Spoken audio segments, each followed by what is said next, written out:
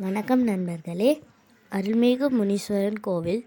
இந்த தெய்வீக தரிசனம் உங்கள் மனதிற்கு அமைதியும் நல்ல சக்தியும் தர வேண்டும் என்று பிரார்த்திக்கிறேன்.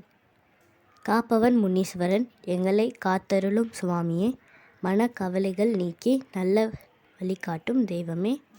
இந்த தரிசனம் உங்களுக்கு பிடித்திருந்தால் லைக் செய்யவும், சப்ஸ்கிரைப் செய்யவும்.